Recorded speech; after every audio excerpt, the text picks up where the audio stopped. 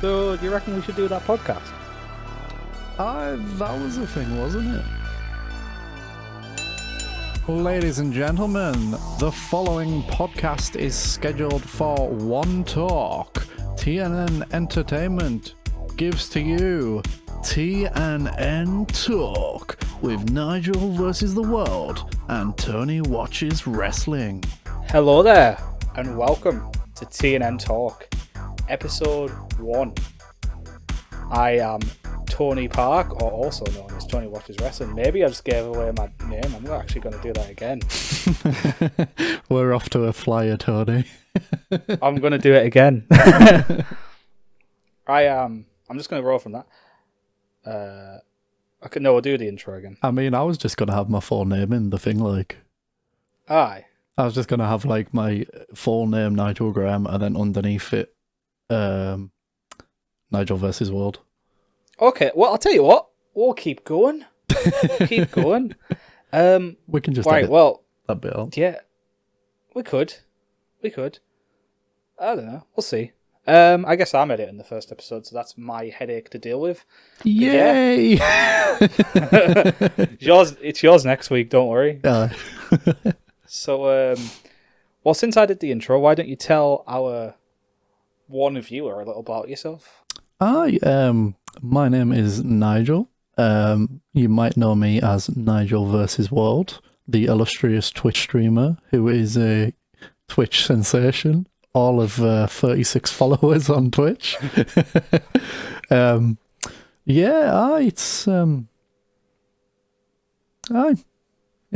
pretty much all I've got to say about that right now. Nigel. I live in Carlisle. Cool. I'm 26.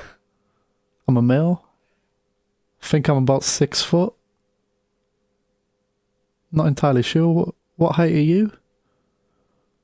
I am, I think, it always gets it wrong. So I'm either like 5'7" or like 5'8" or 6. It's in between the three. Are you that small? Never know. I am tiny, but I am taller than Daniel Bryan. So, fun fact for y'all. Because he's like 5. No, he's 5'8", isn't he? Honestly, I couldn't tell you. I know Alexa Bliss is 5'5". Well, I'm taller than her. But, I didn't think you were like 5'7" by 2.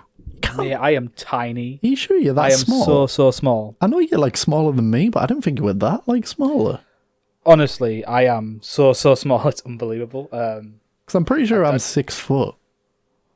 I just don't think I developed as a youth. Yeah. Back in day. I was a big fun stuff. Should we immediately career off into story time? Well, let's just chat, Tony. That's the whole premise of the podcast. Yeah. Well, like, you could call it, I suppose, neglect on my parents' part. Now, personally, I don't, but I can see why some would. I used to drink I'm not saying this stunted my growth per se, but like, I used to drink like 2 liters of Coke like every day.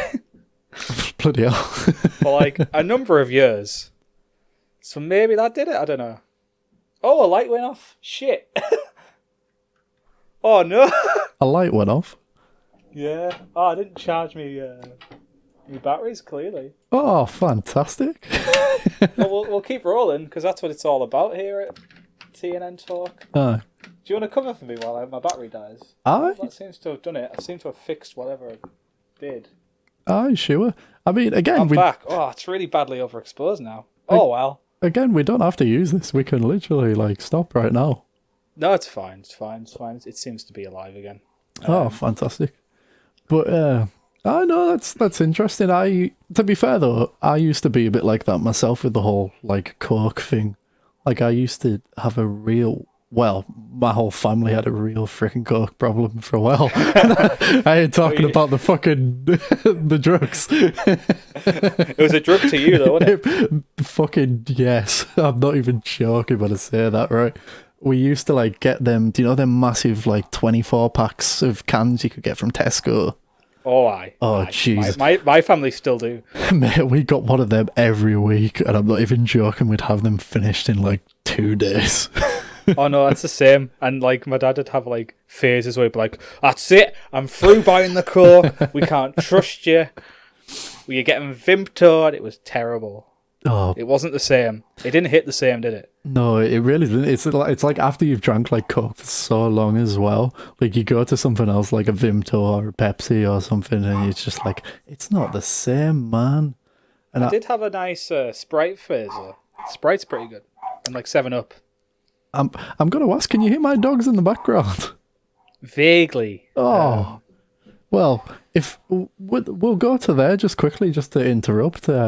I've got 2 dogs. One's called Alfie and one's called Kiki, and they're barking like shit because they're getting excited to go for a walk. So They actually want to go on the. They actually want to be on the podcast. That's what it is. that's it, man. It's not even. We've got special guest appearances on the first week of the dogs. That Oh, could. the light went out again. Do you know something? I might actually do that one week. I might actually have a dog special one week for the video viewers of the podcast. Might get the dogs I think on. that would be absolutely unbelievable. It could be potential, like. I don't know how this is going to work. My battery has died again, but you keep going. No, sure. I believe they've both got no charge left, so I might just have to go as we are, because I didn't charge my batteries before, because I'm never prepared. Please, if anyone in the film and TV industry sees this, please still hire me. I'm still an asset, I promise. What are your batteries for, may I ask? Well, I've got 2 lights that don't need a battery power, but I've got one that does. And I don't think it has a plug. This one seems to work for now. Maybe I'm going to plug a battery on charge just in case. No, near worries. But you take over and I'll return. I want the podcast to keep rolling. oh no, I was going to say, can you still hear us? I can, yeah. I'll just shout across the room. Oh, fantastic. This is what we want from the debut episode. Well, basically what I was going to say is, because, like, to anyone else, we'll come back to the Coke story in a minute, but you're probably wondering, why the fuck do I have a picture behind me of David Beckham? And you're probably wondering, why the hell has Tony got Machine Gun Kelly on his picture? And I'm going to tell you why. Bastard, though, isn't he? The light's gone, so it might not key out as well. We're just rolling. Oh, this is a success straight away. There's no way I can get anything plugged in, so we'll just have to roll. But basically, we're going to do this thing each week where we're going to pick an image that is on the mind of what we want to talk about each week. So we're going to have one segment each week which is centered around our images. And for this week, mine's David Beckham, and yours is David B. And yours is Machine Gun Kelly. So, story. Before we go into them 2 topics, I want to get back to this Coke story. Coke. Well, Coke story. It's that like. Yeah. Well, carry on. The only question is, what's the better brand, Tony? Coke or Pepsi? For most people, that'd be a tough question, but for me, it's pretty easy. It's easily Coke. Easily Coke. I have to think about that, to be honest. It is interesting. I was having this conversation with Vamp the other week, actually, and it's one of them. It's like I think I pretty much said, if I had to get rid of one, I'd probably get rid of Pepsi. Just purely because Coke's got that distinctive taste, and I think if I was to drink it over a long period, I'd want the Coke. Hence, with the fucking 24 packs of Coke in 2 days back in the day. But I mean, that's spooky. Well, it's not spooky because I did the same thing, but it's spooky how both of our standards are so low. Yeah, That's what I mean by spooky. Not like that anymore, though. Thank fuck. But you see, I think I still am. I think that's my issue. Ironically, as we're doing this podcast, I think it might cut out there. But ironically, as we're doing this, I'm going to show this to the camera. I have a glass of Coke, sponsored Coke Zero in a Bud Light glass. Fantastic. There is a bottle of Coke in my room right now as we speak, but it's not mine. Somebody else's. I've got this nice. Well, it actually looks like piss. If you can, you can see it, and nasty, innit?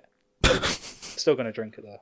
And this isn't product placement because that's Tesco's own apple and mango juice stuff. Sponsored by Tesco's apple and mango juice, fresh for your one a day. Yeah, that was a radio plug. That was good. It really was. I was quite surprised. Again, I'm trying my voice acting, man. You know what I've done to fix the light issue? Yeah, go for it. It's not fixed, but you can actually see me and you can see the green screen. It's still really dark. It's going to look shit, but whatever. At least we've explained the snafu on air. I've started using a flashlight from my phone. Oh, brilliant. As it's like, I don't even know my lighting setup. I guess that I'd be like, I think it's actually like the fill light as well. Oh, Jesus Christ. I think it's the key light. You're off to a stellar, Tony. It's doing a really bad job as a key light. Because I think the key light was the light that busted, which is why my green screen's really fucking dark. It's fine. Oh, I'm sure we'll be okay with it. Hopefully I can still key in MGK. We'll work something out. Yeah. So, you wanted to talk about DB. Yeah, good old Beckham, man.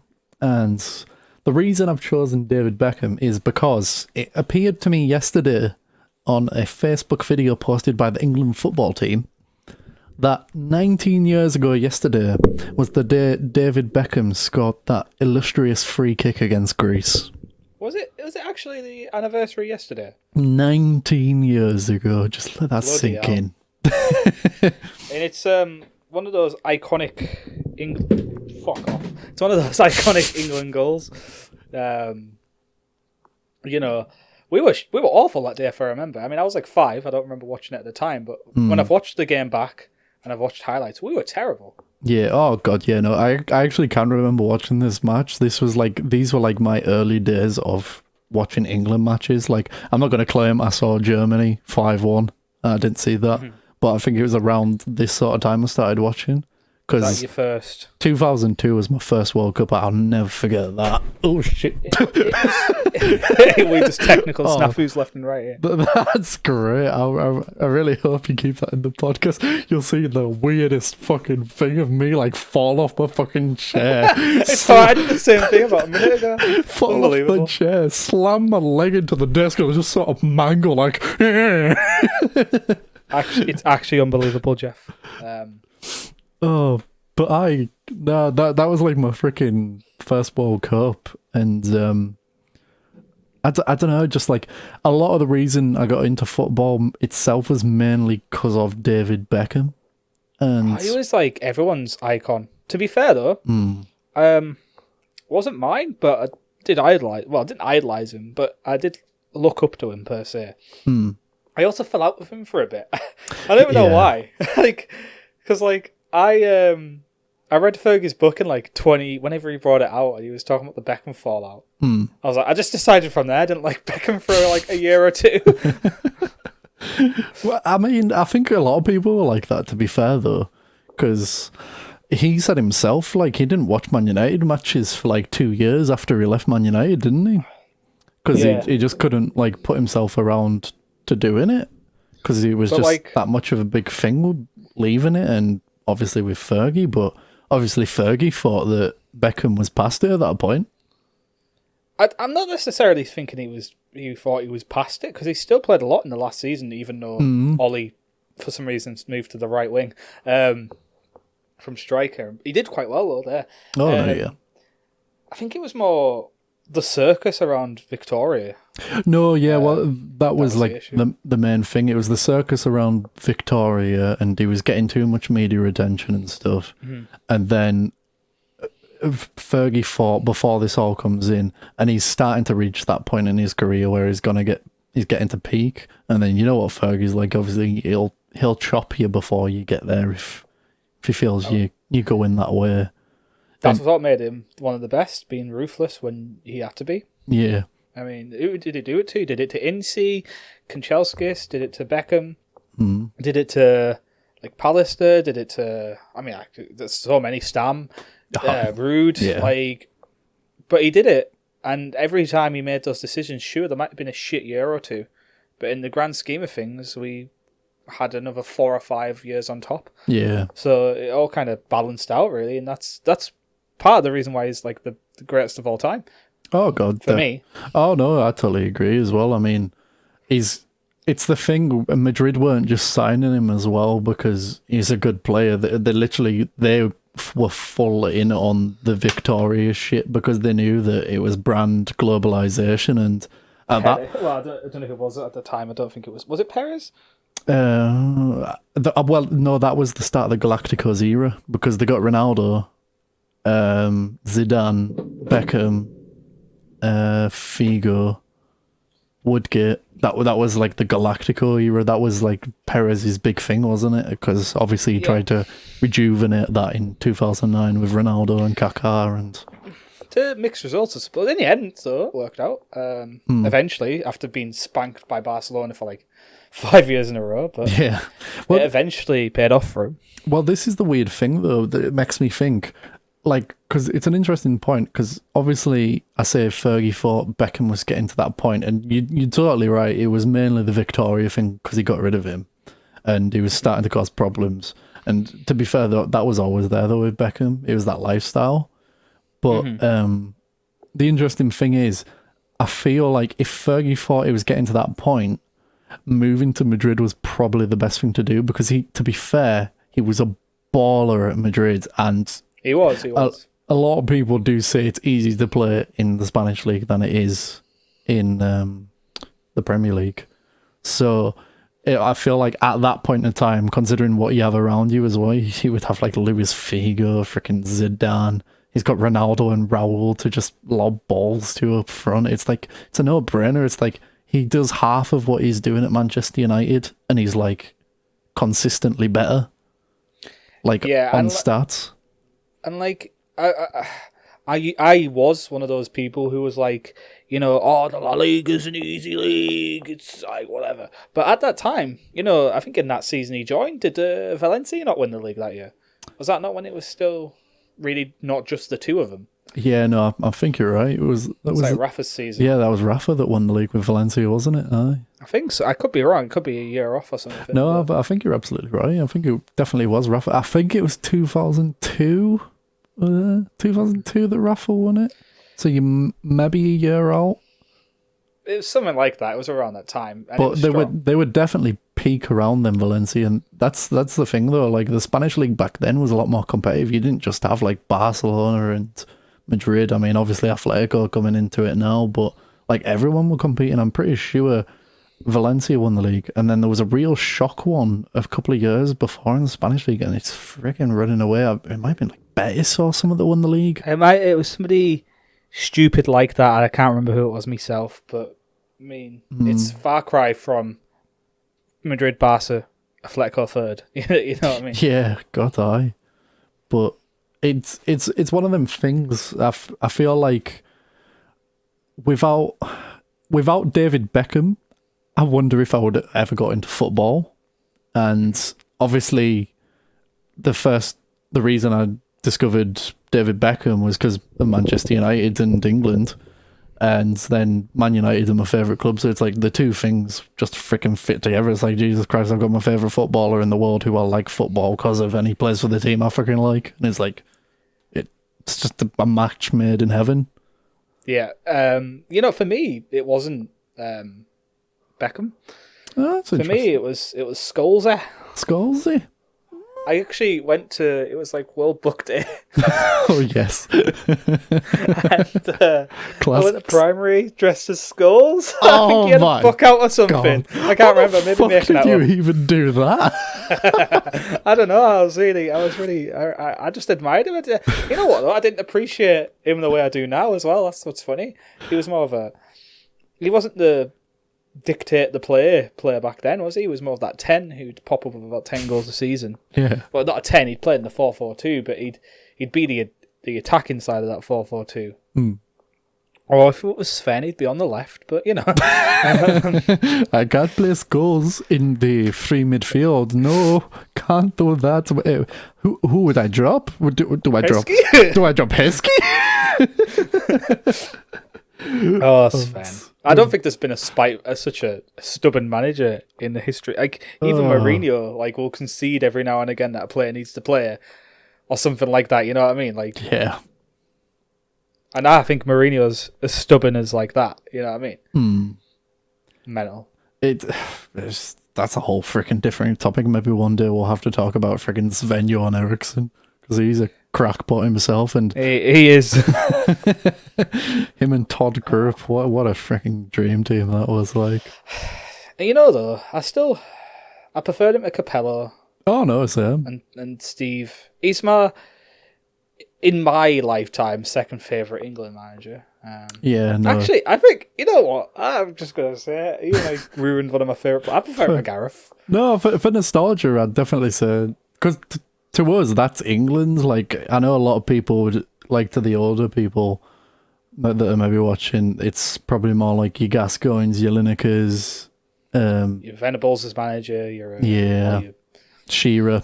Your Bobby Robson as manager. But to us, it's the golden generation, man. That we grew up in the freaking golden generation. We grew up in the era where we should have won something. We should have won Euro 2004. Should have won Euro 2004, and definitely. I think that was the golden chance. Yeah, and we definitely should have competed in 2006 in the World Cup, and getting to 2008 was just travesty because we probably could have won that as well. But that was when we were starting to fall off. 2008 is weird because we didn't even qualify, obviously. Yeah. 2006 is the one I feel like we were the most unlucky with. Yeah, oh no, definitely. Because Ronaldo being a cheeky little bugger. You know, as a United fan, I can look past it, but I can see why other fans probably wouldn't look past it. You know what I mean? Yeah.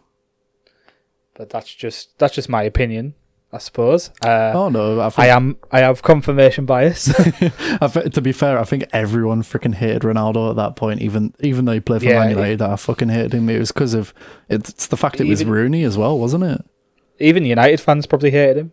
Like, it was level. We all did at first because I'm pretty sure they had the rough, didn't they, when they went back to United? I just thought of it. They had a proper scrap, didn't they? Like Fergie left them to sort it out. I'm pretty sure they had a big thing when they got back to United, and then like after a week or that, they just like rebuilt the thing. Thank fuck they rebuilt it. We went on to win the title that season largely because of those two performances. They were brilliant together. Well, that was like that 2006 World Cup was when Ronaldo like started for me, I'd say. It was that season. I'm gonna say that season was a start. I mean, it was class. He got about 12 goals or something. You could tell the signs were starting to show that he had those performances, like when him and Rooney bossed it in the League Cup final against Wigan. I try to remember. Like, I'm sure we battered everyone but Chelsea that season. Yeah, I mean Mourinho, wasn't it? His prime Chelsea. That was a specialty. That's one of my favourite all-time 11s. You know, that 04-05 Chelsea team. Yeah, no, I remember you talking about this recently. Actually, you hold it up there, don't you, with some of the greatest teams? It should get spoke about in the same vein as the Invincibles. Maybe not the treble. No, it definitely should. I mean, and it doesn't. People try to say the current Liverpool team is better than it. I was like, get to fuck. You know what I mean? See, the current Liverpool team is very good, but the problem is the current Liverpool team is playing in a time when everyone else is very freaking bad. Please take that in, Liverpool fans. Please realise that your team is playing well when nobody is playing well. I mean, I guess we can't talk about the weekend as United fans, but... yeah. Well, they can't freaking talk about the weekend as Liverpool fans. Yes, away! Abby! No, please don't leave Liverpool fans. Or you can if you want. I don't really care. Yeah, no. You can't discard Liverpool. They're a good team, but they are a good team, but yeah. You know what I mean? There was a point I was going to make. Oh right, I'm just going to bring it back to something you said, like about Fergie being the greatest of all time, and I get this a lot. I get like older people I know that are like, oh yeah, what about Brian Clough, mate? And I love Brian Clough, right? One of the greatest of all time. You know what he did with Forest and Derby, unbelievable, right? You know, Roy Keane wouldn't be the player he was if it wasn't for Cloughie. But I always say this, and it's a tongue-in-cheek thing I say it in, but I always go, did Sir Alex get a team relegated? I don't think he did. No, he didn't, did he? even if Cloughie had his demons at that time, still got team relegated. I don't think that can make you the greatest of all time. I think you're absolutely right. To be fair, I mean, He's in the top. He's in the top one though. yeah. I mean, it's a crime that Clough wasn't England manager for a. Yeah. That's an absolute karate, but I wouldn't. It's not Ferguson. It's when people. Who was? Who is? Well, that's it, isn't it? It's like when people say freaking. Say Bob Paisley, the Liverpool manager. Yeah, but I was right. To be fair, Paisley was a winning machine, but it was the foundations that Shankly built. That, you know. Whereas like Fergie built his own foundations, you know. Yeah, that's. I don't even know if I was supposed to say Bob Paisley. I think it might have been Bill Shankly I was supposed to say. It's my. Oh well, there's an argument for Shankly because he started that all. I think it's pretty much Bill Shankly I was supposed to say. This is my knowledge of freaking Liverpool. Well, no, but achievements-wise, Paisley is more acclaimed than Shankly. He won more, but he did have a better team. Oh yeah, to do so. I mean, yeah, there's still competition in the 80s for Liverpool. I think Everton were quite decent in the 80s, and like Arsenal and Leeds were quite decent in the 80s. Oh yeah, that's more late. That's more late 80s, though, isn't it? Yeah. Well, more for Arsenal, I'm talking about. Yeah. But yeah, so speaking of all these great football moments, does it bring you on to the current sad state of affair of Manchester United? Is that where you were going with all your intro? Well, yeah. I mean, I was going to talk about Deadline Day in a whole freaking thing in itself, but I feel like that's the big thing. Is like you can talk about could do a whole bloody 5-hour podcast on Man United if we really freaking wanted to, just the state of it. And I mean, Jesus Christ, what the fuck is going on? Like, I don't even know anymore, man. It's like, when you see Patrice blowing his freaking lid like he was, it's just some people need a slap. Yeah. I mean, he's not freaking wrong, like, is he? Let's be honest. I mean, that was really sad, though. Yeah, man. To see us in that state, like, from what we've been known to, well, from what we've grown up seeing, it's just like, Jesus Christ, what the hell's happening? And no one, I don't think anyone, you'd be crazy to think if you said when Ferguson retires, anyone thought it was going to get this bad. I don't think anyone thought it was going to get this bad. We thought it might be tough for a year or two, but if you said to me we haven't won the league like 7 years later since Fergie left, I'd be like, nah, you joking, mate? I know. Well, you know, it shows what you take for granted. I mean, when you think about it, we had one of the best directors ever in David Gill. He retired at the same time as Fergie, probably because he thought, I don't want to deal with this shit without Sir Alex. Yeah. And like, it just goes to show that, like, I mean, don't get me wrong, by the way, Ed Woodward's great, like, in a sense of getting commercial deals across. You know, he's good for making the club money. Yeah. But in a sense of making the team successful, shocking. Yeah. And like, I just want to know at the end of the day whose decision it is to not hire a director of football. If that's a Woodward decision, he probably deserves sacked despite all of his achievements, achievements on a corporate side of things. Yeah. But if it's a Glazer decision, then it's just more obviously proof that they're fucking toxic and cancerous to the club. I mean, it's probably a mix of both of them, right? I mean, it's like a no-brainer. Like, I can't even remember who it was that said it, but someone was like, a no-brainer would be get Edwin van der Sar in as director of football, and like, I couldn't like hype that enough. Like, Jesus, if they did that, considering like who Edwin knows just from being at that freaking Ajax academy. Like, he's got an eye for some fucking players, so if we could get someone like Van der Sar in to, like, handle transfers, and then just the respectability and credibility of Van der Sar, you know what I mean? Like, he's gonna get people to want to join, whereas if I'm gonna sit down in a meeting with freaking Ed Woodward, I'm gonna think, oh, Jesus, what, are you gonna offer me, like, a fucking breadcrumb and a fucking can of Red Bull to join you? I get what you mean. Do you know what I mean? Well, like, it's also like... Sorry. No, I was just going to say, do you freaking see what, like, the reports are in the papers? Like, why we didn't get Sancho? It was like, they say he wants more money, but then there's also the reports that we asked him to take a wage cut, which I would not be freaking surprised. And it's like, we're asking him to take a wage cut, and he's coming to a bigger club in stature like Man United from Dortmund, and we're asking him to take a wage cut. He should be getting a wage bloody rise, if anything. I feel you. I do feel your frustration. Like, it's just like, it's like stuff when he's like haggling over like 2 million in one, for like one player. Do you know what I mean? Like, it's stuff like that makes me think he's really inept. And in that regard,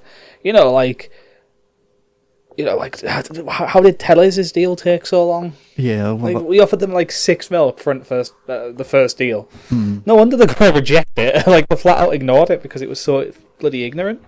Well, this is the thing as well, right? I don't even think Tellers was in the plan until this month, to be honest.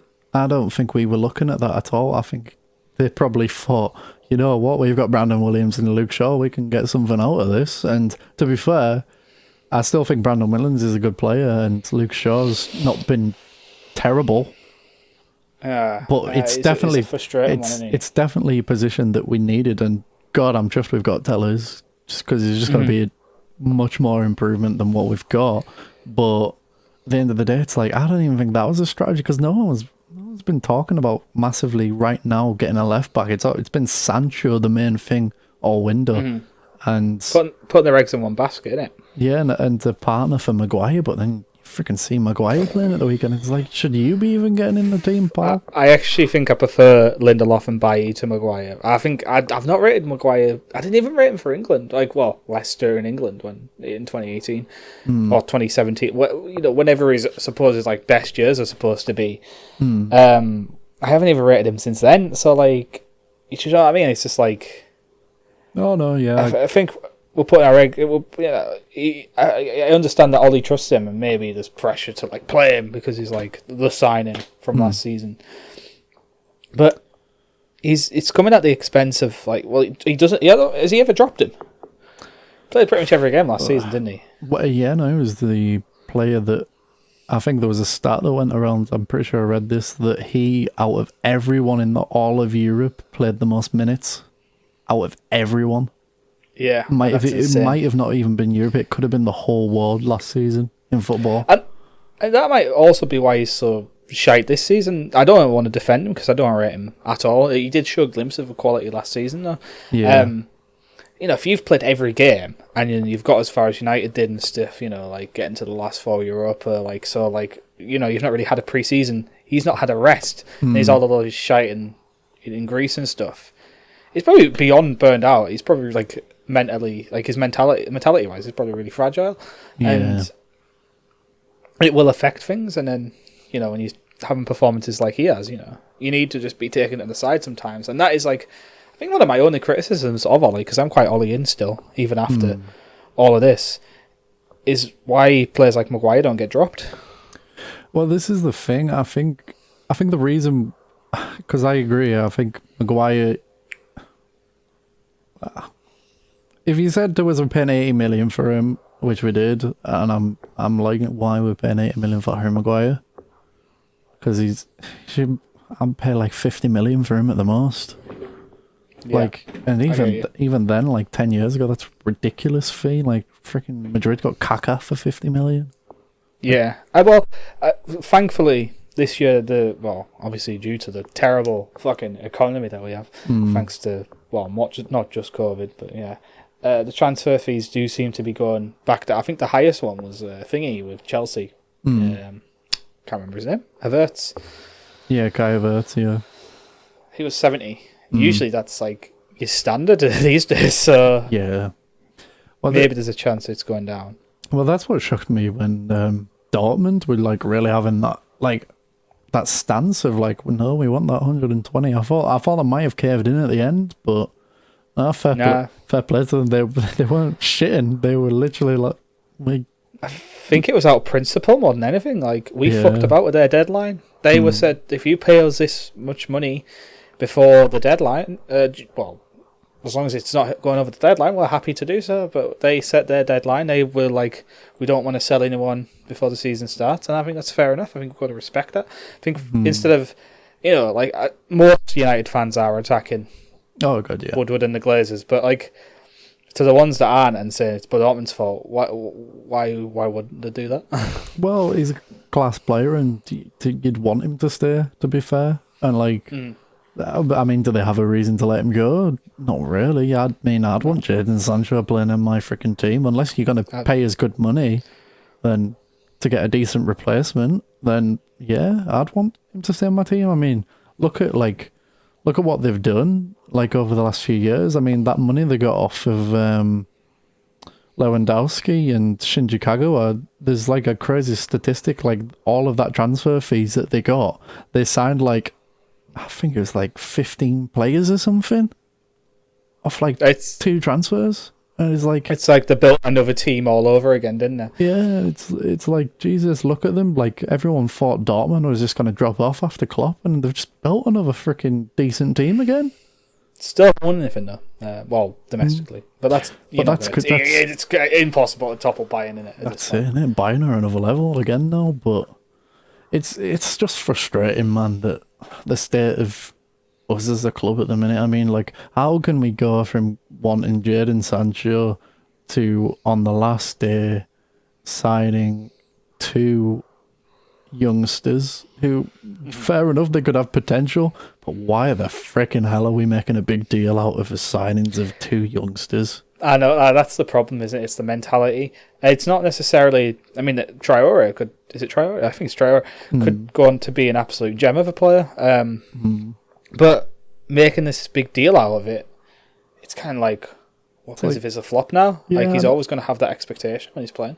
Yeah, I know, it's like literally they're making this big deal out of, oh, we've signed these 2 new players who are fantastic. It's like, mate, they're not going to start. I ain't going to see them this season. Traore can't even come until January. Yeah, you're just making a deal out of the fact you've opened your book and like signed someone. You probably got them on a free transfer. You're just you're probably making up some bullshit that you've paid a fee, and you probably just got them on free. Probably, honestly, man, it's that much of a joke. And then don't get me wrong. Like, when I saw the Tellers deal go through, I was like, yes, this is a signing. And then Cavani signing. I don't care what anyone says.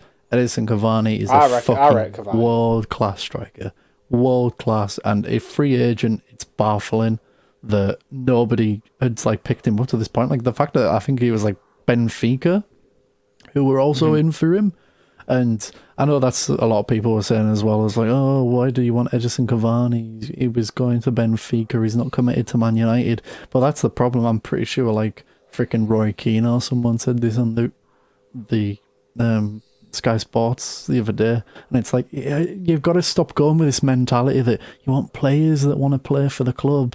It's like, it's so good having players that want to play for the club, but you're telling me that Harry Maguire doesn't want to play for Man United, and look at his performances in recent weeks. It's like, if your quality's not there, it's not there. I mean, fair enough, you can want to play for the club and give everything you want, but we're not at 2003 anymore. We're not Gary Neville and Roy Keane and David Beckham as the guy we talked about at the start of the thing. We haven't got that level of thing anymore. Football's changed. It's like, we need that quality there to be able to do it, and we don't have that quality. It's all good having mentality, but if you're not good enough to play for the freaking club in the first place, it's like, what's the point? Like, Brandon Williams, why are we signing Tellers? You're telling me the Brandon Williams doesn't give the most work ethic ever? There's a reason we signed Tellers, and it's the same with the whole team. Yeah. Well, you know, I do always feel a bit aggrieved when people go, oh, you know, like Nicky Butts and that, you know, where's the players like them that wanted to play for the club? But, well, Nicky Butt was a quality player, England international. Yeah. Won Champions Leagues. He wasn't the most technically gifted player of all time or anything, but there's a reason he stayed in and out of the first team for like, what was it, like almost 10 years, like about 8 or 10 years. Like, he was a quality player in his own right.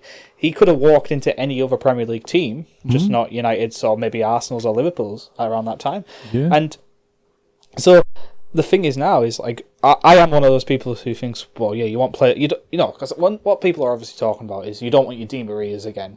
Yeah. But at the same time, you want players who do want to be there, but are of quality. You want the mix, as you say. You know, you've proved that we can get players that are like that. Bruno wants to be there, world-class player.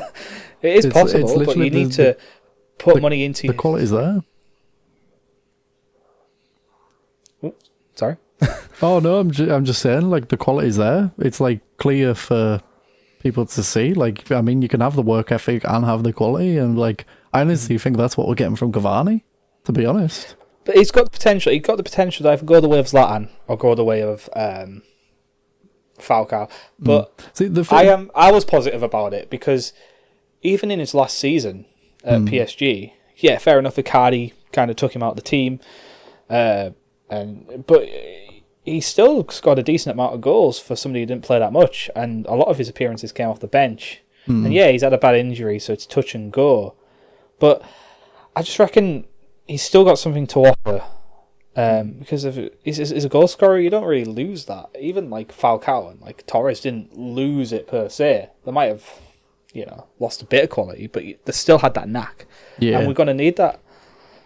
Well, I mean, I've got his literally I've got his stats right here, and every single season from 2008 onwards, he has not failed to score less than 13 goals a season. There you go. I mean, that speaks for itself. And I did worry, to be fair, when he got given the 7, because that isn't it. But see, does the 7 mean as much as it used to? Well, this is the thing again. We go back to like David Beckham and that's something I was going to touch upon, like the whole Cavani thing with getting 7. Obviously, that shirt wasn't for him. It's for Sancho, 100% for Sancho. Oh, and now that we haven't got him, it's gone to Cavani. But I feel it's the right choice giving him it because I mean, you might as well. He's on a 2-year contract. We're not. If he goes past that 2 years, I'll be very surprised. Oh, yeah, I'll be surprised if he goes past next season, if I'm honest. But we'll see. Just my point was, does the 7 after no offense to Antonio Valencia, fantastic servant for the club, brilliant winger and right back, but after he's had the 7, does it mean as much? After Owen had the 7, and I actually really think Owen did a very good job in his time at United. Oh no, yeah. I think he scored the City goal, which everyone brings up, but he scored goals in cup finals, like the League Cup final. Super sub. Did a job when he was asked, but does the 7 mean what it used to? The last true iconic 7 for me was obviously Ronaldo. Yeah, I don't think it's meant anything for about 12 years. To me, Owen.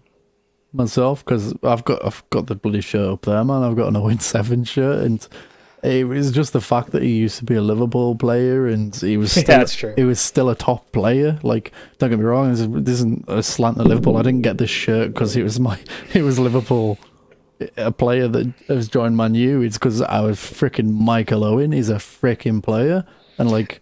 Without the injuries, he's solid, and he proved it at his time when he was fit. God, he could freaking play. The only problem for Michael Owen was he was the freaking 4th choice in that team. We had Hernandez.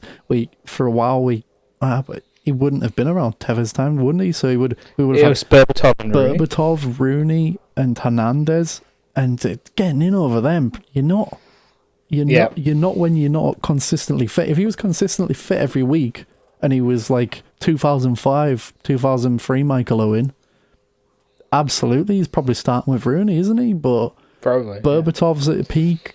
Hernandez was definitely balling at that point. And I feel like Hernandez got dirtily done to us, by Moyes.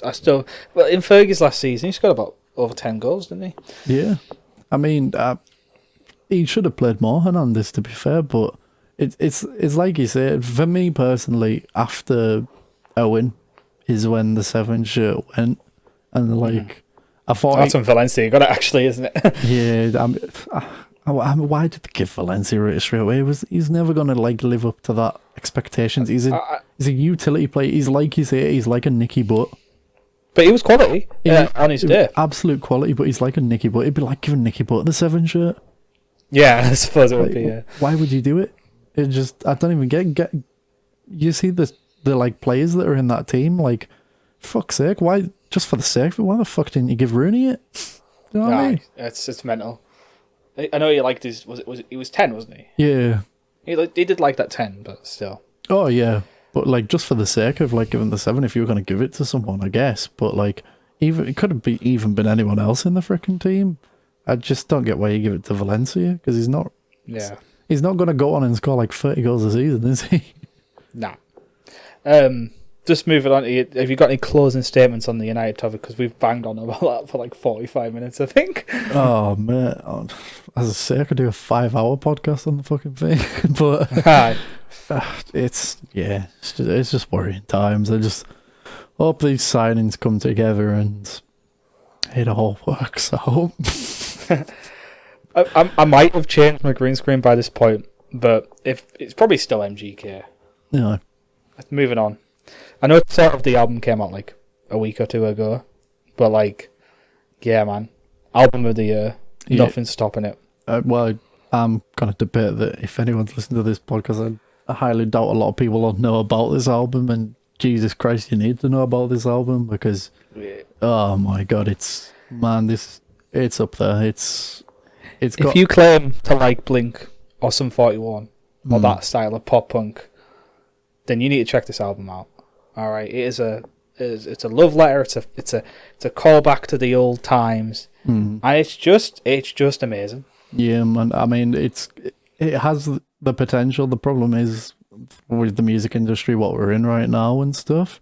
I mean, it had the potential to really like break the scene and like get it popular again because obviously he's a massive rapper, Machine Gun Kelly, the feud with Eminem and everything, and just that popularity coming to a genre like pop punk, it's just amazing. And the fact that he's probably doing it better than everyone else in the current pop punk genre. Yeah, I'm like, obviously Neck Deep are my favourite band, but mate, his album Clown Neck Deep's this year. Pop punk. And I know... Yeah, definitely pop punk album of the year, man.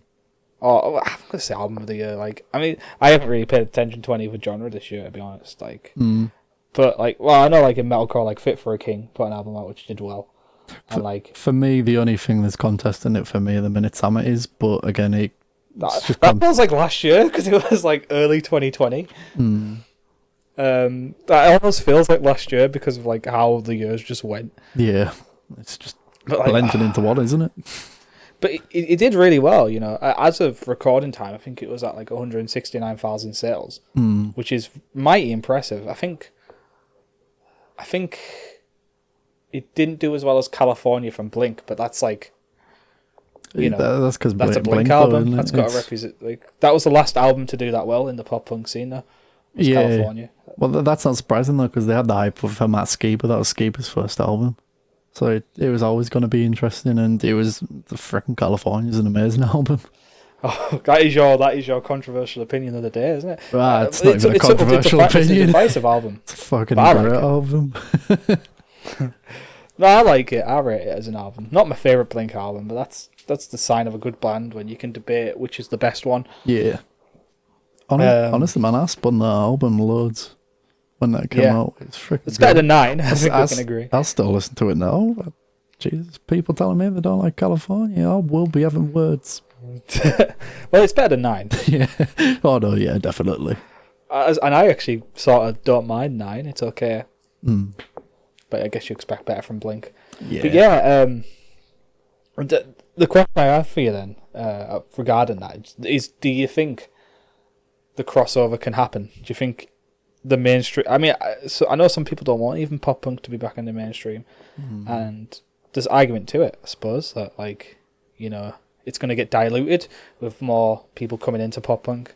So, you know, your Knuckle Pucks and your Neck Deeps and your State Jam Starfall, you get all of the lads, even at the lower spectrums, like your Hot Mulligans, you know, your broadsides, they're not going to get the chances to shine because people are going to come in. But I think it's a risk worth taking. Well, this is the thing, right? It's like you say. I mean, there's a chance that these people don't get the exposure that they're going to get because of people like Machine Gun Kelly taking all the headline space. But at the same time, there's a chance that Machine Gun Kelly is going to bring in all these people that don't know about pop punk, and then they're going to actually stay for the genre because the music's good. I mean, I've seen loads of people put this comparison out there, and I agree to it in a sense that they're saying like this could be the same effect that Afro had in 2002 and 3. It could, but it never really reached that level because it was a different time. Yeah, and there were a lot of things that contributed to that time, and it's completely different, but it has the chance to do something similar to it. It won't do that level, but potentially it could do something on that level.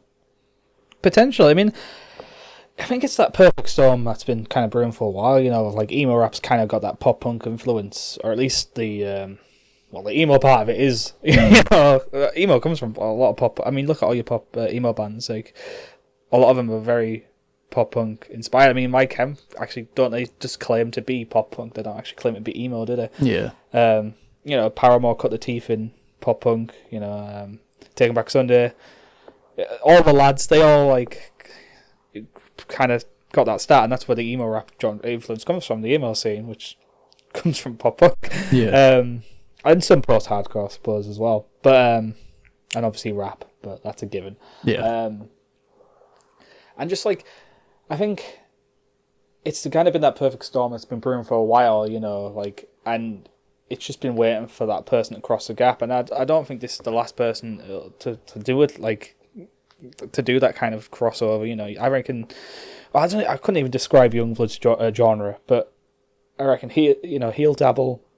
You know, even eventually something like Post Malone could come over, and it could potentially be big. It could also fall off the face of the earth, like the 2015 Sad Boy MySpace pop punk era did. Yeah. But I want to give it a chance. It's one of them. I hope it's not a one and done thing for him, because he kills the genre, like, in a good way. It's like he does it right. He, like, so many people do the freaking genre wrong, and he just first attempt and he does it right. I mean, it freaking helped that you have Travis Barker producing the album. Well, I mean, he produced it. He did a great job. To be fair, fucking Travis Barker could put us in a freaking album, and it's probably going to be a banger. You know what I mean? That's true. But like, he just fits it. He's got the look. He's got the voice. His voice works well in pop punk. He's got the culture as well. Like, you know, like, he's kind of like, obviously pop punk's kind of self-deprecating, isn't it? And like, I'd say his style's very self-deprecating, even in his raps. And like, oh yeah, you know, I feel like, in a sense, like, pop punk's never, well, even at its height, it wasn't like cool, if you get what I mean. Yeah. It's sort of always been dorky, and like, I feel like, you know, he always says that he's like the enemy. You know, he's always felt disenfranchised, which is also why his lifestyle and culture fits the scene perfectly as well. Yeah. Amateur psychologist on you there. No, you're absolutely right, though. It definitely is. He's got like that. I mean, I don't know if you've seen the video recently where he's driving around in his mate's car and he kicks out the windshield and like jumps out the window, sort of. What's this? Oh, on the release day of Tickets to My Downfall, he went around in some car blasting it out in his mate's car. Nah, I didn't see that. That's so cool. He kicked the windshield out. Oh, as he was driving. Sounds like it hurts. And he literally went to my mate. He went, "How long have I known you? I'll buy you a new car." And his mate was just like, "To be fair, I needed a new car." But like, I mean, you've seen like, even like, well, Black Bear did the collab with MGK, but they also did the collab with All Time Low early this year as well, which was class. So, and he's a big name. So it's like, you know, it's just, hopefully, the only hope is like, also like, Halsey did the MGK collab as well. She's a big Story So Far fan. Yeah. Like, that could be huge if they collabed, if the Story So Far would want that, of course. Yeah. I mean, she's got a song with Youngblood as well, 11 minutes, and great song. Yeah, it's not bad.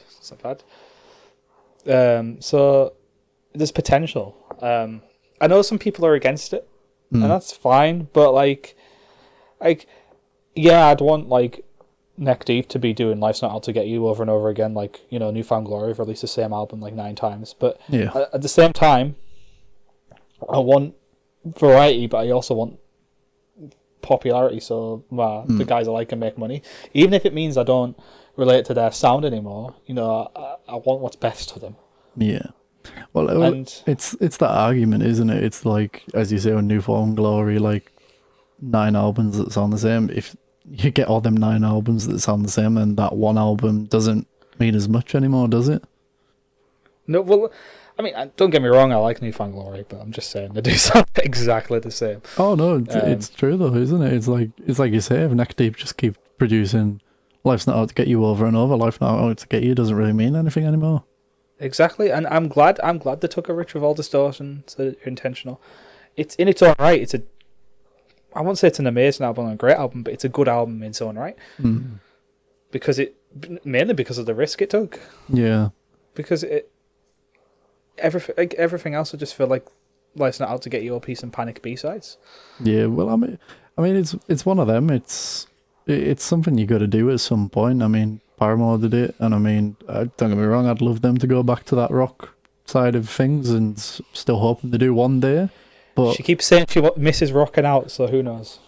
But if you don't do 2013 Paramore self-titled album, you don't win a Grammy. Yeah, it's true. You know what I mean? It's like you reach the new audience there, and then you've always got that chance, like 10 years down the line, to revisit an album. I mean, Bring Me are doing it now as well, aren't they? So yeah. Honestly, I just hope that MGK sticks with the genre, because he's found it. This is what he does best. He fits the genre well. Not that his rap stuff's bad. Like it's pretty good. Very enjoy his rap too, but this is just a fit, and it's like, it's his highest charted album already, isn't it? It's #1 US album. He's third here to Idols and something else, but that's fair enough. But it's his best UK album as well. He's 3 here. I mean, Hotel Diablo, I think, debuted at 5 or 6. And then I don't even tell you what his other albums did. I'm pretty sure he said something like it was the best he's done for like his career so far, and it's the fact he's done it like 15. It's got the best reception and stuff as well. It just says. Yeah. But I just hope he stays with it, man, because it's a good album. You should really listen to it. What's your favourite song off the album? And I'm including bonus tracks. You don't even have to ask. You'll all understand when the music video comes out with Halsey. It's Forget Me Too, isn't it? That's second to Body Bag. I fucking love it. I know it's just Dance, but they nail it. I'm honestly not massive on that song. What is it then? Is it the Youngblood? Is it the Burt from... I don't know. I just can't remember, isn't it? That's them. I think I just expected more, to be honest. I don't know. I think it's after just the fact of Machine Gun Kelly and Youngblood together, though. It's just like... That's it. They created such dynamite with I Think I'm Okay. Like, I remember... I heard that song once. I was like, eh. Then you showed it to me again in the car. I think it was on the way to Mayday. I was like, fuck. Okay. And then from there it was just like, boom. All right. Yeah. This is it. This is one of my favourite songs of all time. I think it's probably like my most Spotify played song. Well, that's what surprised me, that it wasn't actually included on the album. Yeah. Like, that was why it's on Hotel Diablo, isn't it? That's probably why. Oh, I didn't even know that, to be fair. Yeah, it's weird though, because like everything else is like pure rap on Hotel Diablo. Because it's like, yeah. So it's a bit off. It's like, well, I know there's rapping. For the tone of it, yeah, you would have waited. Like, if you knew you've got a pop punk album coming out, I would have dropped it like slightly after, if you know what I mean. Yeah, but I suppose like he only did the pop punk album because I Think I'm Okay doing that well. Like, it fucking blew up, like, came out of nowhere. I love seeing the clips from like Warped, the last Warped, where him and Youngblood played the song like 2 times in a row because it's that over. Like, they play it and then they start over again because it's that popular. It's that over. I'd mark out if I heard it twice. Like, yeah, it's unreal. It's actually, I think like the 2019 Leeds as well, Leeds and Reading. They both came out to do each other's sets, and so and it was massive that weekend as well.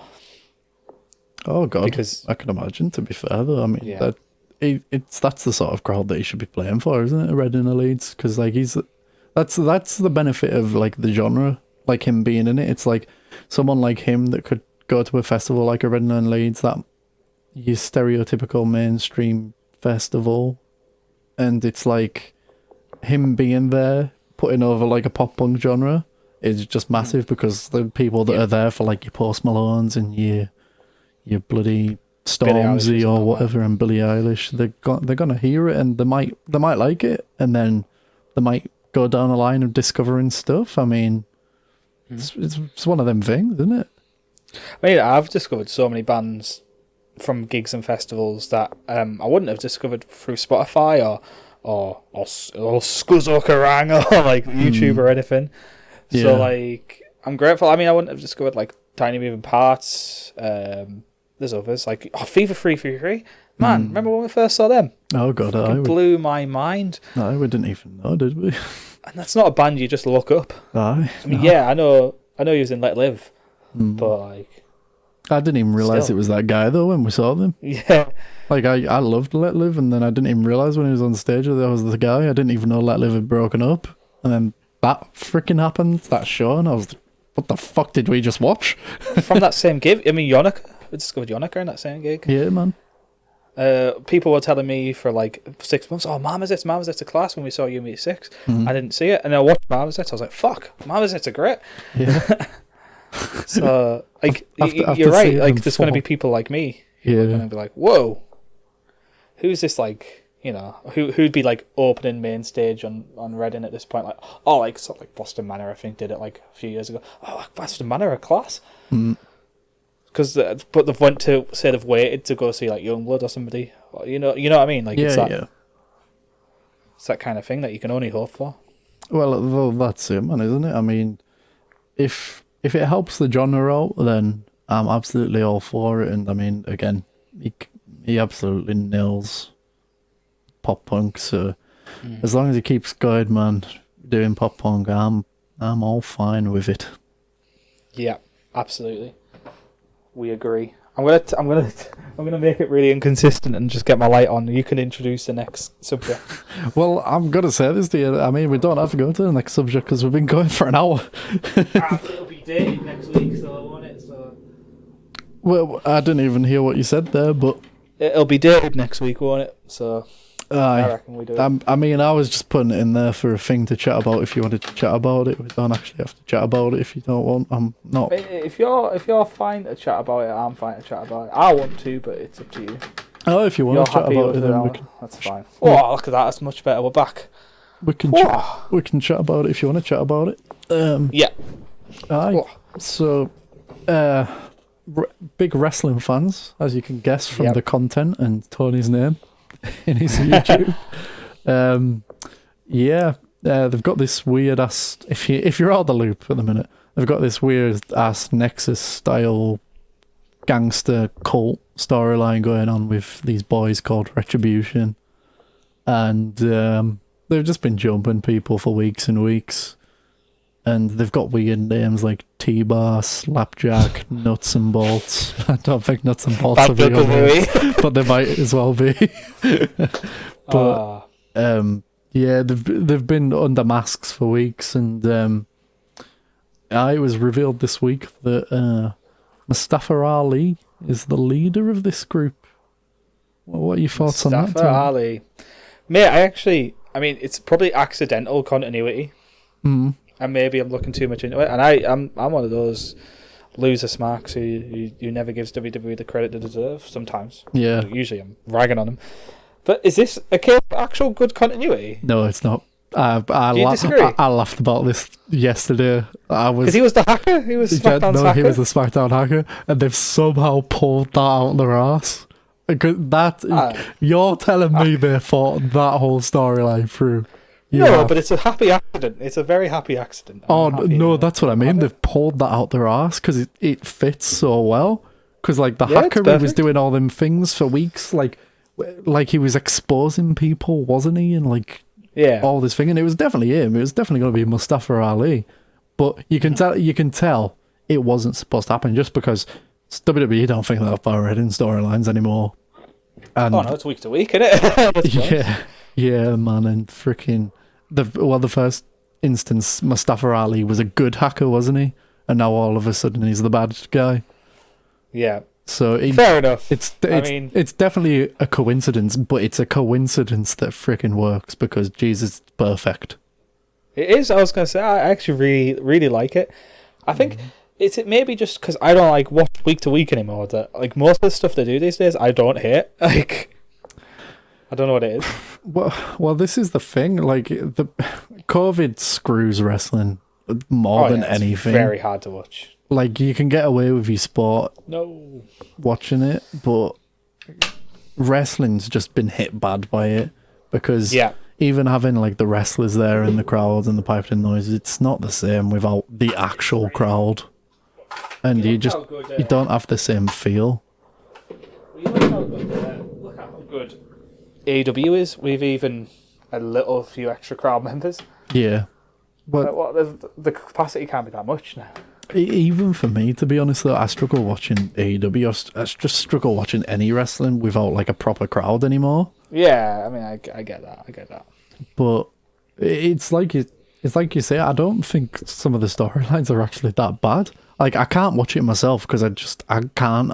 I'm at that point now with COVID. It's like I can't watch wrestling without fans, and that's just my perspective. There's like plenty of other people that watch the show every week and enjoy it, but I can see why they enjoy it, like you say, because to me, a lot of people hate the fucking storyline, but I absolutely love the fucking Rey Mysterio, Seth Rollins shit. Like, I'm not so keen on Buddy Murphy dating Rey's daughter who's like 19. That's a bit weird, but it's a bit creepy. But the Seth Rollins like freaking savior shit is just genius to me. To me, that's Seth's best role. Like, honestly, perhaps. If he won the title, I wouldn't even be grudged if he goes on a massive cult thing, and then the church, Bayley and Sasha are doing the best stuff in the women's division that you could have hoped for with Becky leaving. I mean, Becky leaving was the best thing she could have done.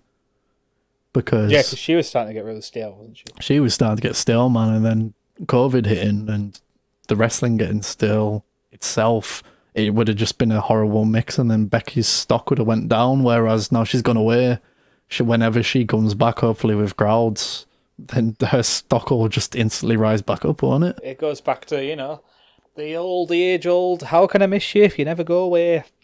And, like, her going away, though, and, like, unfortunately Charlotte getting injured, but fortunately has let Bayley and Sasha go on and, like, absolutely murder the women's division, like, storyline-wise. Asuka finally gets a title run. Yeah. Like, you know what I mean? We've been crying out for years that Asuka deserves a title run, and she'll get it. She's got it right now. Yeah, so... well, she's still up, actually.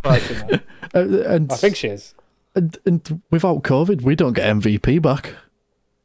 That's true. And he's bloody created a freaking faction. That's amazing. Oh, it's probably the best faction in years. I wanted to call it the Beatdown Clan because I can't actually remember what they're called. No, I think it is the Beatdown Clan, isn't it? What are they actually called again? Oh, no, they have a name and I don't know. Oh, that's not actually. I thought they were called the Beatdown Clan. No, it's MVP's TNA faction, the Beatdown Clan, wasn't it? Oh, I didn't know. I thought that's what this one was called. I remember, like, on TW there was an MVP VIP, but I don't think that's the actual name. I don't think that's the name. I thought it was something like Beatdown Clan. I honestly thought that was it, but that's the TNA faction with like Loki and Joe and I think Homicide was in it for a week. Lashley. Oh yes. Beatdown Clan. You'll when you go back editing this, you'll I'm just going to put this out there as well, just for anyone knowing. I can't actually see Tony for the whole of this podcast. Yeah. So, same. Like, to be honest, I've been just monitoring my levels, though. I'm like looking down half the time. Yeah, I'm doing paranoid. Like, when I can actually see it, I'll probably look in the camera more and stuff. But, like, for this whole thing, I'm pretty much looking down at, like, me just pretending you're there. Yeah, it's fine. I mean, technically, from a technical standpoint, it's going to be a bit of a dud first episode. I mean, my green screen is so terribly lit. I mean, I look great. Like, I'm lit, but even I'm a bit dark, actually. So it's going to look crap for the viewers first watching. We will get better, I promise. Oh, good. That's my promise. I mean, this is just a freaking... bit more prep. This is a start as well. I mean, don't even know how much of this will be shown to it's true. people, to be fair, but, like, it's worth keeping this part in just to say... This is what it is for the minute, but this is the first episode, literally. Yeah, this is pre-release beta. This is the TV pilot, and it's I might call it pilot, so we get away with more. Yeah, it's fair to say as well. We're not even doing this in the whole way we intend to. Like, as I say, I can't see Tony at the minute, and like. Don't have me cam link. Yeah, we don't have your links, so like in an ideal world we'd both be seeing each other and stuff, but like you're having to record it off your camera and then we we put them together in the edit. So Yeah. it tough. over time will gradually get better, right? Yeah, Is and the like, thing. I didn't charge my battery for my light because I thought I did it last time for my last video that I recorded, which is being edited right now. I'm just taking ages doing it because I'm really unproductive. Ooh, cheap plug there. Yeah. Alternative music calendar. I pick a song from the alternative scene for every month of the year. Oh. In the edit, I'm currently up to December. You're currently up to December. So you think that'd be the end, but I did it from when I started recording, which was September. Right. So is this going to be like one video and you go through each month, or? Yeah. And just nominate things and then pick one for each season. There's some surprises in there that probably shouldn't be elsewhere. It should be elsewhere. Well, I'm gonna get us back to your thoughts. Yeah. No, I've pretty much covered what I think about the Ali shit. I don't have like anything more to say. I was just gonna ask what your thoughts are on the story, because you're the one that really likes it, aren't you? I love it. I mean, I didn't watch the reveal or anything. I just saw a picture. I mean, half of my Reddit spot. There we go. Just said it. Half of my wrestling news comes through Reddit these days. Oh, yeah. Because, despite Squared Circle's quite a decent sub for the most part. I mean, there's obviously when people start arguing about AEW and NXT, that's when it gets shitty. Because it's just a pathetic argument, really. I mean, like, who cares? Well, that's it, isn't it? NXT's not paying your bills, nor's AEW. Like, you know what I mean? It's like, they both have pros, they both have cons. Yeah. Like, I've heard, I didn't watch NXT at the weekend, and I haven't watched AEW for months. Because I'm not picking a horse in that race. If I was a fanboy of any company, I'd say it'd be Impact, and I've not even watched them. Yeah, no, that's the thing. Is again, man, like Impact are doing some stellar stuff right now as well. They are as well. And but it's Rohit Raju, best X Division champ of all time. Again, it's just the crowd thing. It makes it unbearable for me. It's hard, isn't it? Freaking COVID, man. Yeah, it sucks. But we need to get used to it. It's going to be here for a while. I hope not, but you're it probably already right. has been. Yeah, I hope it will but continue. You're probably right. It's just I don't want to be, but it's just the way it is, isn't it? You got to adapt. Yeah, that's it, man. And apparently, if you're a creative, you have to retrain to do another job according to our shitty government. You have to retrain to do another job. I can't remember the name of the politician, right? Because we're recording and my keyboard's over there.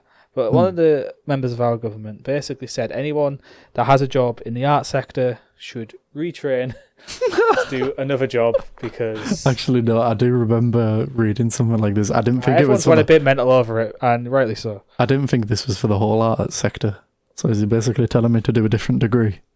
Yes. like money that they eventually end up receiving through our student loan being sold on. You know what I mean? Yeah.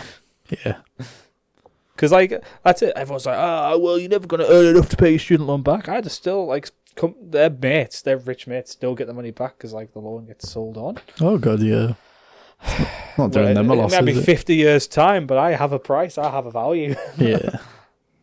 But, I mean, I don't want to get too political, but, anything else? My podcast, I can do what the fuck I want, actually. Anything else you want to touch upon on wrestling or anything? Or are you... Wrestling's good. all FIFA comes out this week. It does. You getting it? I'll be 100% honest with you. I've had 3 hours sleep today, and most of it was because I played FIFA all last night. I've got the 10-hour trial on EA Play, and honestly, I'm enjoying it a lot more than the beta. The clunks are still in there though, like what I was telling you about. I got beta 2 months ago. For anyone who's watching, and I was telling Tony, you've had a go on it yourself. You felt it for yourself. The menus are still clunky as fuck. Oh yeah, it feels like I was when you play an emulator, and it's lagging in the menu. That's what it felt like. Yeah, man. For a game like that's fresh, it shouldn't be that bad. But they've definitely improved on other things. I mean, the training's still broken, like that. Mm-hmm. That just doesn't appeal. Like it's an okay thing to have put in, and it seems like training, and it's like you get bored of it after one session. Yeah, that's how it was with the training before for me. So, but gameplay wise, to be fair though, is actually really better. You can score headers now. My God, hey, you can score headers. You can cross the ball. You can actually score from corners as well. Fucking hell. Keeper just doesn't come out and punch it. Yeah, this is the weird thing. This is the complaint that people are having this year, and this is the big thing about this year's one, and they might have to fix it. Keepers are coming out for the ball, like, even more, but they're not catching the ball this year. They're parrying it, which is making everyone do these weird mistakes. Okay. Interesting. So it's weird, but they've improved it in areas, and to be fair, I've enjoyed it so far, and I'll tell you why though. They've got an option this year where you can like start with your choice of transfer budget. So if you want, you can go to Carlisle United and give them 500 million. So it gives you like options to do any sort of career you want. Like you can do a strict serious career, or if you want to start like a Leeds United career in the Premier League and give them like 100 million to really get a good team, then you can do that if you want. Sounds interesting, to be fair. I mean, like, there was always options to do that, but you'd have to do it like financial takeover option and stuff, wouldn't you? Yeah, I think they've got rid of all that stuff this year. I don't know if FIFA coins are a thing this year. Like, remember you had them reward points and all that. Microphone. Yeah. I don't know if that's a thing anymore, which is a good move, to be fair. Yeah. But too right.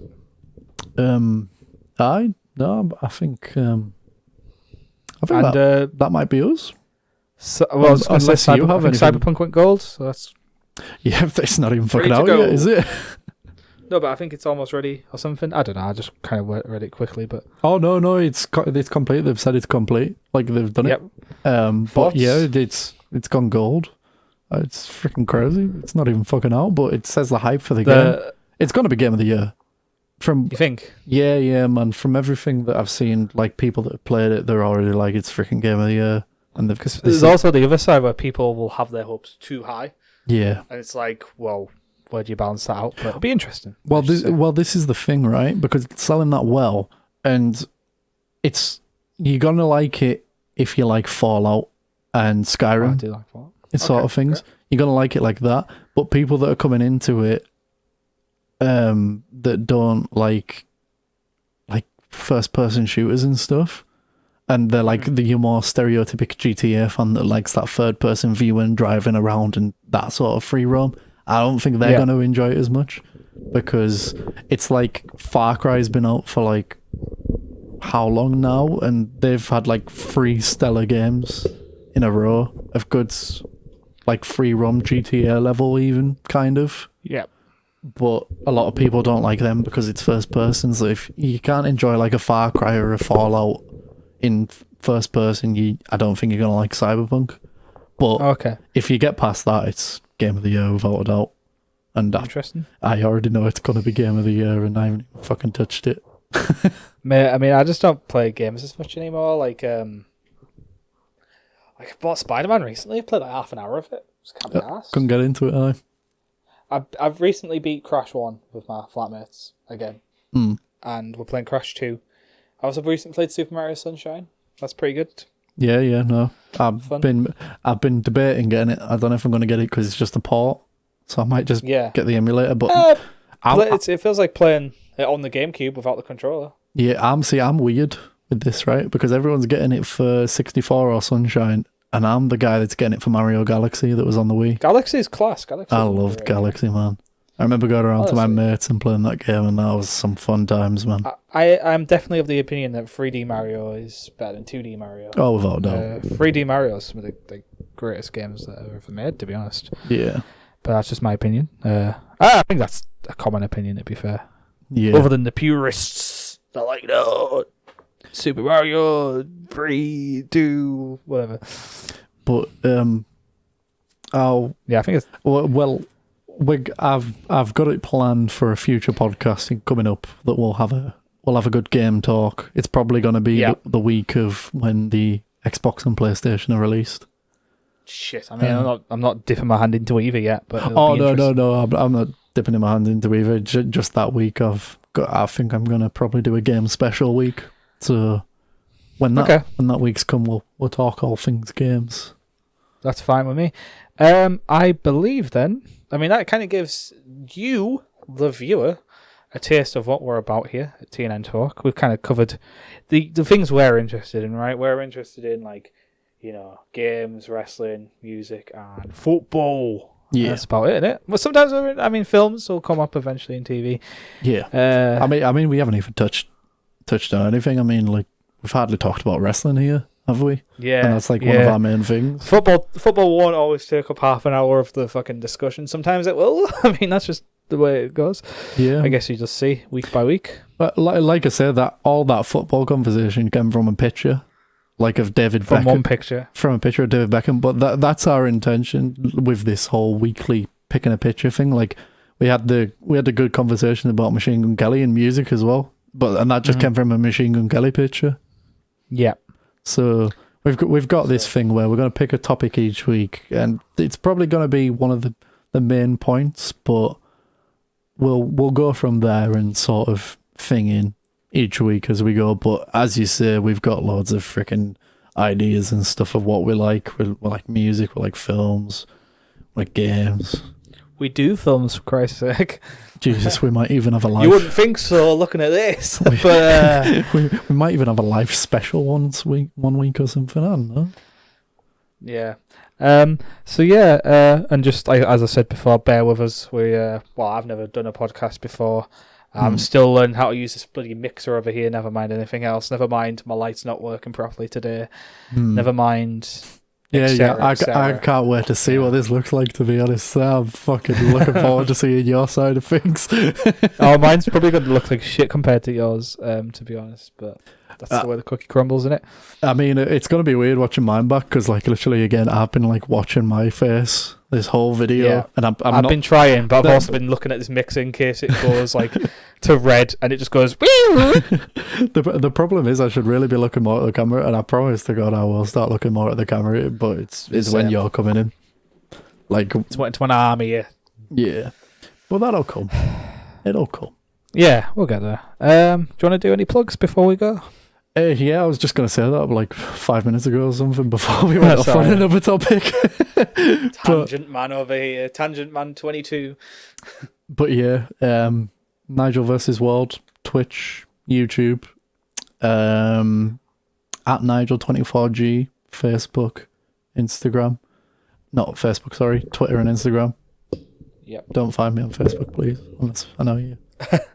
Yeah, that's why I was like worried about saying my name. I still might cut my second name out before we get there. Who knows? You can give us an ad if you want. I don't give a shit.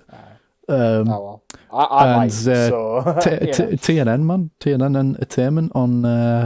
We got a YouTube channel coming up, which this is on. Yep, this will be on. You will find this on. Is this the debut? Is this the debut upload other than the little channel trailer thing? I think it will be, won't it? Yeah, debut upload. I think we also will have FIFA 2003 stuff and SmackDown 2. SmackDown 2, yeah. So we've got stuff in the pipeline, and obviously more stuff to come.